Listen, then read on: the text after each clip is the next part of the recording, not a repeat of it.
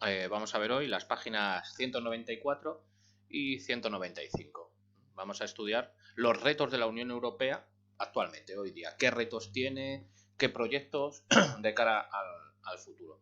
Uno de los grandes temas dentro de la Unión Europea es el proceso de ampliación, es decir, que nuevos miembros puedan entrar. Desde que hemos entrado en el siglo XXI, han entrado en la Unión Europea 13 países. Esto se llama el proceso de ampliación.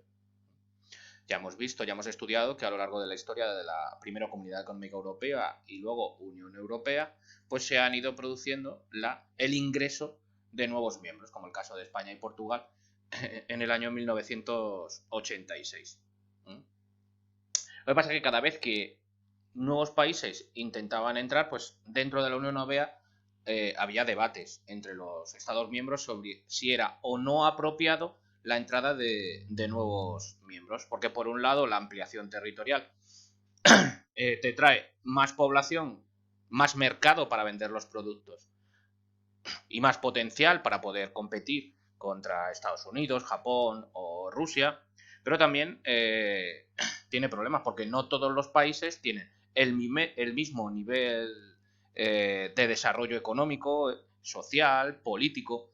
Hay problemas de encajar los sistemas de los distintos países.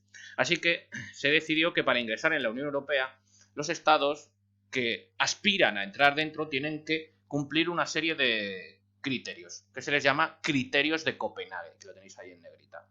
En primer lugar, disponer de unas instituciones democráticas.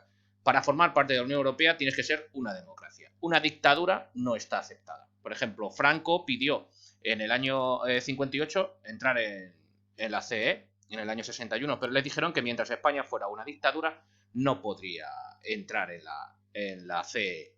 Y hasta que España no estuvo con una democracia consolidada, no se permitió su acceso. Aparte de ser una democracia, los países tienen que respetar los derechos humanos. Tienen que contar con una economía de mercado viable. ¿Qué es una economía de mercado? Pues que las empresas tengan libertad de producción. Que el Estado no imponga a las empresas lo que tienen que producir. Tiene que haber libertad de empresa, de producción, etc. Luego, por último, incluir un sistema jurídico, incluir en su sistema jurídico y aplicar las leyes que se aprueban en el Parlamento Europeo. Tienen que tener validez las leyes europeas dentro del ordenamiento jurídico del resto de los Estados miembros, ¿vale? Si aceptas esas tres condiciones, puedes entrar en la EU. Mientras los países candidatos, por ejemplo, ahora mismo tenemos de países candidatos a Serbia, Macedonia, Turquía, que aspiran a entrar en la Unión Europea. Y todos estos países miembros tienen que cumplir ir acercándose en el cumplimiento de estas tres premisas e ir acercándose a las economías productivas de la Unión Europea. Mientras son candidatos, la Unión Europea les ayuda con fondos económicos para poner sus economías a lo más cercano nivel de la economía media de la Unión Europea. Como pone ahí, esas ayudas se destinan a financiar proyectos estructurales. Lo de proyectos estructurales es cambiar su economía poco a poco y facilitar eso, la aproximación al nivel económico de los Estados miembros de la Unión Europea. También en este momento estamos en medio de la Unión Europea en lo que se llama la estrategia 2020. Ya estamos en el 2020, ahora se llama 2030. Esto se va haciendo programas de cada 20 años. Esta Agenda 2020, hoy llamada 2030, se estableció en 2010 en un primer momento. ¿Para qué? Para afrontar las necesidades de un mundo globalizado. ¿Qué es esto de un mundo globalizado? Pues como estamos viendo en la pandemia, los virus circulan rápidamente por todo el mundo. Pues en la economía los productos circulan muy rápidamente hoy día entre países. Hay libertad de comercio. Vosotros pensar que la mayoría de los artículos que hoy día compramos en Europa son chinos, que producen en China y en 2-3 semanas están aquí en Europa vendiéndose. Y nuestros tomates, pimientos, etcétera, que se producen en España, se consumen por toda Europa también muy rápidamente. Ese es un mercado globalizado. Los productos de un país u otro, gracias a hoy día a los medios de comunicación, a la libertad de comercio, pues circulan rápidamente. Productos norteamericanos, Microsoft, por ejemplo, tecnológicos, Amazon, que es una empresa norteamericana, trabajan rápidamente en todos los países del mundo. Habitualmente en el Mercadona estamos comprando, por ejemplo, plátano de Guatemala o de Costa Rica, etcétera, productos de todo el mundo. Eso es una economía globalizada. Pues este plan de la estrategia de 2020 lo que intenta es que la Unión Europea compita globalmente, esté preparada para competir con todos los países del mundo. Y también esta estrategia 2020, en segundo lugar, lo que quiere es atacar las consecuencias que tuvo la crisis económica terrible del 2008. La Agenda 2030 ahora se tendrá que adaptar a la tremenda crisis económica que vamos a sufrir después de lo del COVID. Esta estrategia 2020 quiere, el objetivo fundamental es crear una economía social sostenible y medioambiental. Es decir, que los productos, que las industrias a la hora de fabricar productos, de transportarlos, etcétera, cada vez sean más respetables con el medio ambiente. Intentar producir lo que se llama producción verde, cada vez más respetuosos con el medio ambiente. Por ello, apuesta por la eficiencia energética. ¿Qué es eso de eficiencia energética? La maquinaria, por ejemplo, televisiones, bombillas, etcétera, que se utilizan, que gasten cada vez menos energía eléctrica. Pensar en las casas, en la mayoría de las casas antes había bombillas incandescentes. Eso chupa de la electricidad muchísimo. Hoy día, sin embargo, en la mayoría de las casas estamos metiendo poco a poco los LED.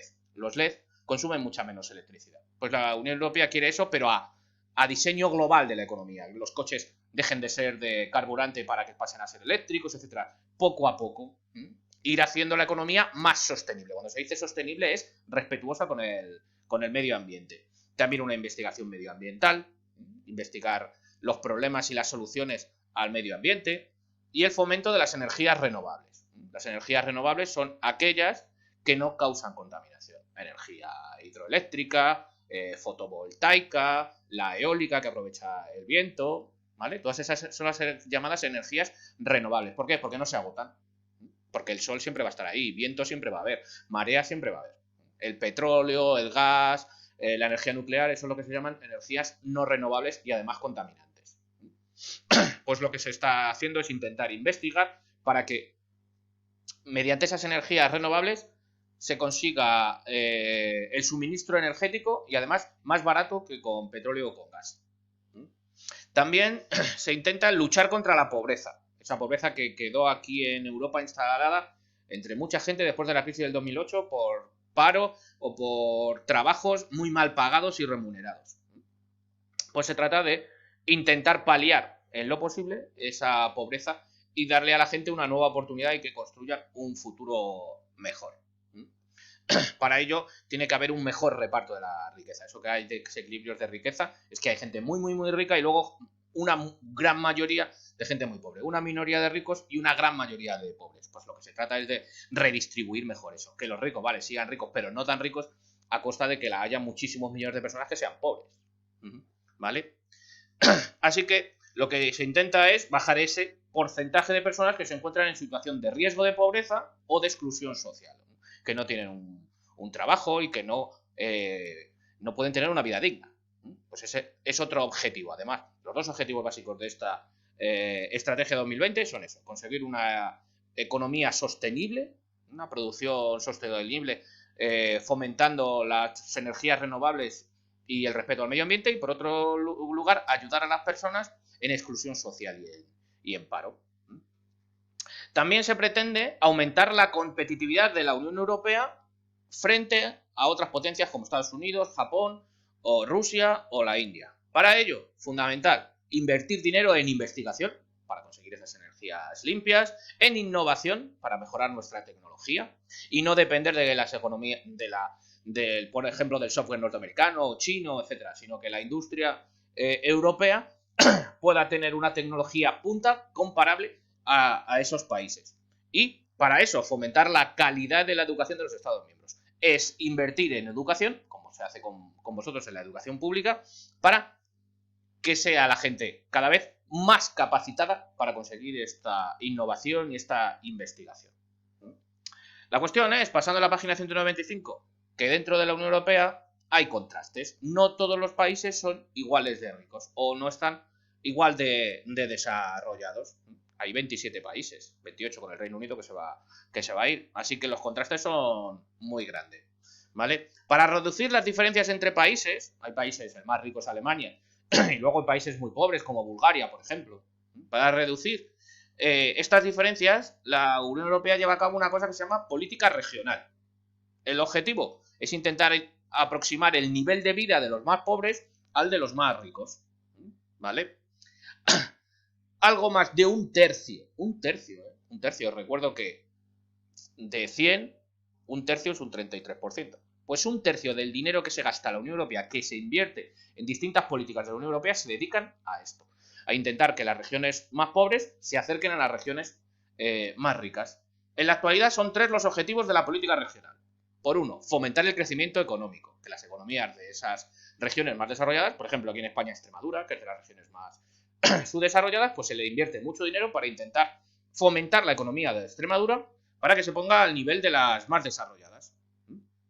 En segundo lugar, incrementar la competitividad y el empleo. Cuando se habla de competitividad, se habla de que los productos, cuando llegan a un mercado, la gente compra normalmente los de mejor calidad o los de mejor precio. Precios más baratos. Eso es competitividad. Competitividad es fomentar que en las empresas sus productos sean competitivos, puedan competir con los productos de otras empresas de otros países, o en calidad o en precio. Por ejemplo, el zapato español, en España se hacen unos zapatos buenísimos. En precio no podemos competir con China, por ejemplo, porque hace zapatos muchísimo más baratos, porque sus trabajadores cobran un sueldo de mierda. Así que no podemos competir con eso. ¿A qué ha invertido la industria del zapato español? En calidad. En calidad. Que sean unos zapatos con muchísima mejor calidad. Entonces la gente de dinero, pues normalmente lo que hace es eso. Comprar zapato español en vez de zapato chino. La gente con menos dinero, pues es más competitivo el zapato chino, porque es más barato. ¿Vale? Pues eso es incrementar la competitividad y el empleo en el ámbito de las regiones. Para que una región salga un poco de su desarrollo económico o de un retardo económico, como es el caso de Extremadura, necesita que la gente trabaje. Al trabajar tiene dinero y entonces la economía se mueve, porque la gente puede comprar cosas y entonces más inversores querrán crear allí empresas. Cuanto más gente trabaje, más consumen y más se mueve la economía. Pues eso es lo que se intenta con los fondos regionales. También lograr que los países que se han incorporado en los últimos años alcancen un nivel de vida cercano a la media de la Unión Europea. Eso se intenta con Letonia, Estonia, Lituania, Rumanía, Bulgaria, ¿vale? Los últimos países más o menos que han entrado a la Unión Europea, Chipre. Que esos países, gracias a los fondos regionales, su economía se desarrolle y vaya poco a poco alcanzando el nivel medio de la Unión Europea, ¿vale? Los objetivos de la política regional se financian, además de con fondos europeos de desarrollo, a través de los fondos de cohesión y los fondos estructurales. La política regional tiene 3 fondos, es decir, hay, vamos a decir, como 3 bolsas de dinero que se invierten para cosas diferentes. Una es la política regional y luego están los fondos de cohesión. Los fondos de cohesión lo que hacen es invertir en infraestructuras. Por ejemplo, Extremadura tiene un tren muy malo. Pues ahora la Unión Europea está invirtiendo dinero en crear un ferrocarril mejor. Eso es una infraestructura. Carreteras, aeropuertos, centros de salud, hospitales, todo eso que va a mejorar la vida de los ciudadanos y que crea empleo. Un mejor ferrocarril, una mejor carretera, hace que los intercambios comerciales, que los productos puedan ir y venir mucho más rápidos, ¿vale? Crea riqueza. Y luego están los fondos estructurales, que se destinan a la creación de empleo. Los fondos estructurales se invierten en personas, para que las personas, por ejemplo, un parado, porque no tiene titulación, pues se invierte dinero, se le da una ayuda para que estudie, para que se forme, para que se saque otra vez su ESO, o para que se saque una FP, para formación. Incluso gente universitaria, que ha estudiado una cosa, sociología, ciencia política, que eso luego no lo va a aprovechar, pues a lo mejor también que estudie otra cosa, para que sí pueda acceder a un empleo. En eso se gastan esos fondos estructurales, ¿vale? Luego lo de alcanzar un mayor peso político, eso no lo vamos a estudiar. Y como veis, hemos terminado el tema, ¿vale? Así que como os he puesto en la hoja, próximamente, la semana que viene, el viernes que viene, tenemos examen de este tema. Si tenéis alguna duda, ya sabéis, tenéis mi correo para preguntarme esas dudas. Bueno, hasta luego.